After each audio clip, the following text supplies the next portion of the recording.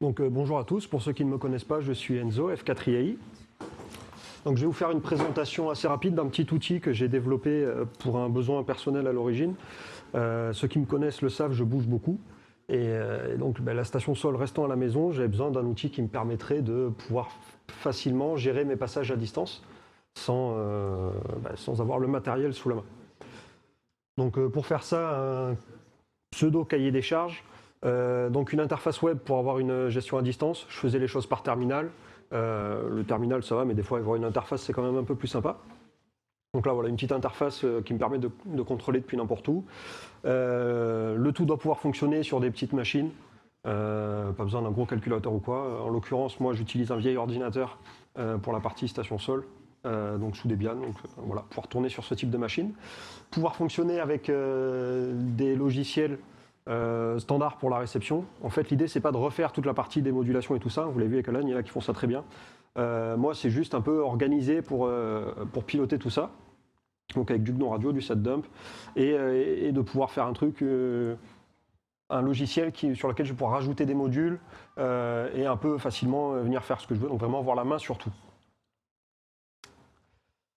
Pour ça, donc, je suis parti sur une interface web en Vue.js pour ceux qui connaissent, avec le module Quasar. Un petit peu de Django pour la partie base de données et back-end, une librairie Python pour la propagation des orbites, et ensuite un appel de ligne de commande en bash pour les différents passages. Encore une fois, l'idée n'étant, je ne veux pas refaire toutes les démodulations, l'idée est juste d'organiser et de lancer les bons décodeurs pour les bons satellites. Donc sur l'interface web du Vue.js avec du Quasar, un serveur web Nginx ou Apache, voilà. L'idée étant vraiment de tourner sur des choses simples. Pouvoir ajouter et modifier des satellites à suivre. Donc encore une fois, l'idée étant de, quand les satellites bougent, je veux pouvoir garder un peu cette flexibilité de vraiment faire ce que je veux. Pouvoir sélectionner les passages que je veux recevoir. Je ne peux pas forcément faire tous les passages d'un satellite. Je veux quand même garder une main pour dire je veux ce passage-là ou celui-là. Et pouvoir configurer les moyens de réception. Parce que si je change quelque chose sur ma station, je ne veux pas avoir à tout refaire. Donc pouvoir juste reconfigurer un petit peu à la volée. Ça nous donne une interface assez simple. Donc ceux qui connaissent un peu le Vue.js vont connaître les templates un peu standards. J'ai vraiment rien changé dessus. Donc on déploie la station, on peut la configurer assez facilement, coordonnées GPS, altitude, etc. etc. La configuration de la radio, ce que je vous disais, si je change le récepteur, je vais pouvoir très facilement, moi, pouvoir le changer là. Donc je vais pouvoir taper le nom du récepteur. Ce nom-là va ensuite être utilisé derrière par les différents logiciels, donc par les configurations GNU Radio ou autres. En fait, toutes les informations-là sont stockées dans une base de données Django. Et donc derrière, je peux venir rappeler ces éléments-là pour, par exemple, appeler la bonne source dans GNU Radio ou passer le bon paramètre de device dans setdump.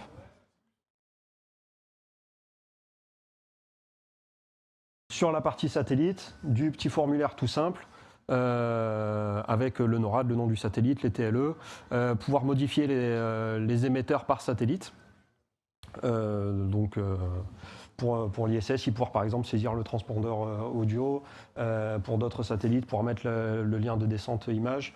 Pour le moment, je ne gère qu'un seul émetteur par satellite, mais l'idée est par la suite de pouvoir faire plusieurs émetteurs par satellite, comme l'ISS a les sorties audio, les sorties SSTV.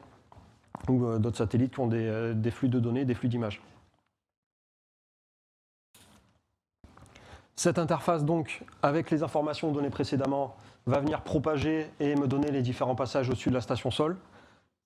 Un petit récapitulatif dans un tableau avec le minimum en informations dont j'ai besoin, les heures d'AOS et de LOS, donc de début de passage et de fin de passage pour ceux qui n'ont pas l'habitude. L'élévation maximale, le but des journées étant d'avoir des idées. J'ai déjà eu des idées supplémentaires et des propositions supplémentaires, notamment de pouvoir faire du filtrage par temps de passage et des choses comme ça. Donc à voir pour une prochaine version. Et donc ici la possibilité de sélectionner par passage et de dire je veux écouter ce passage-là. Donc comme ça, de temps en temps, il suffit de venir dessus et de faire un petit peu notre liste au Père Noël des passages à faire.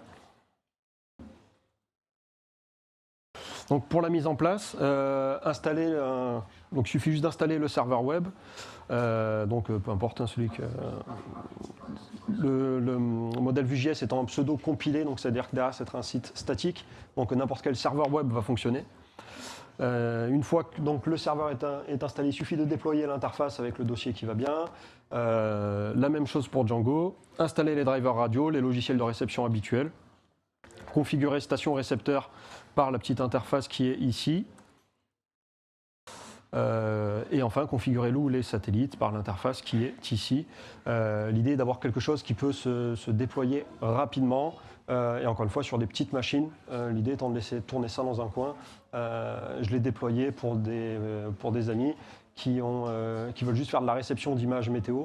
Donc avant 137 mégas APT et LRPT, maintenant juste LRPT. Donc ils ont ça qui tourne sur un petit Raspberry. Le petit Raspberry avec une RTLSDR connectée dessus. Cette interface-là, ils mettent les passages qu'ils veulent voir et puis il n'y a rien d'autre à faire. C'est vraiment une interface très basique et juste pour faire de la préparation de passage.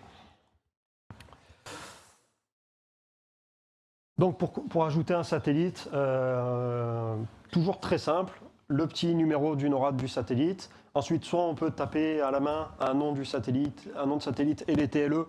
Pouvoir mettre des TLE à la main peut être pratique quand on veut faire des essais. Sinon, il y a un petit bouton qui permet d'aller chercher ça sur Celestrac, qui a toutes les informations pour nous. Ça va très bien aussi. Donc c'est vraiment très simple, il n'y a pas besoin de s'y connaître pour être capable de le mettre en place. Pour les émetteurs, donc l'émetteur est forcément attribué à un satellite. Pour le moment, on ne peut faire qu'un seul émetteur par satellite. Donc sur l'émetteur, on va venir l'attribuer à un satellite. On va venir lui définir une modulation, un type de données. Ça, c'est pour de la gestion après. On va venir y saisir sa fréquence et la ligne de décodeur là, qui est ici en bas. Et donc, c'est cette ligne-là qui va servir de base à l'appel au lancement du passage. Et donc, en gros, si j'ai un passage de l'ISS, je vais venir lancer mon script Python GNU Radio ici.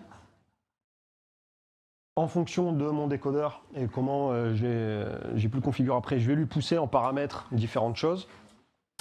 Notamment pour sa dump, je vais lui pousser le type de device à connecter et tout ça.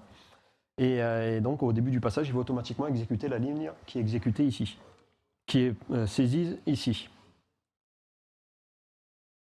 Donc la logique d'un passage, comme j'ai dit un petit peu depuis le début, donc l'utilisateur sélectionne les différents passages qu'il veut écouter. Une fois que le passage arrive, le décodeur sélectionné pour le transmetteur est lancé. Donc il va venir lancer la petite commande avec éventuellement les paramètres nécessaires. Pendant le passage, en fonction du logiciel, s'il faut du Doppler, dans le Django, il y a une tâche qui est capable de calculer le Doppler et donc de le transmettre par le moyen voulu. Ça reste du Python derrière, donc c'est assez simple à faire. Et à la fin du passage, on stoppe le décodeur. Et donc là, le résultat est disponible à l'endroit voulu, enfin à l'endroit défini, soit dans le GNU Radio, soit dans le SatDump. Dans le bon sens, c'est mieux. Et donc ensuite, après ça, la station est prête pour le prochain passage. Dans les améliorations pour la suite, auxquelles j'ai déjà réfléchi, et après, si certains veulent discuter de choses qui pourraient les intéresser également, je suis preneur. Hein. Depuis ce matin, j'ai déjà eu plusieurs propositions. Donc ce sera de finaliser la gestion de plusieurs émetteurs par satellite, ajouter une visualisation des images et autres fichiers audio directement dans la page web. Actuellement, il faut continuer à aller dans l'explorateur de fichiers en SFTP ou autre. Donc là, l'idée, c'est de tout rapatrier dans la page web, comme ça on est tranquille, on a tout sous la main. Pouvoir faire plusieurs satellites en simultané. On est en SDR, on peut récupérer plus large et faire du parallèle. Gérer plusieurs antennes et ou récepteurs et rajouter un pilotage rotor. Étant donné que j'ai le propagateur déjà dedans, je peux très bien récupérer l'azimut et l'élévation et pousser ça vers un rotor. J'ai les informations sous la main, autant les utiliser. Voilà en rapide, en temps et en heure pour le chef d'orchestre. Donc pour le moment, il est encore en privé sur mon GitHub, mais il sera débloqué en public dans vraiment pas très longtemps. Et donc ceux qui pourront voir, vous cherchez avec mon indicatif et toutes les sources seront disponibles.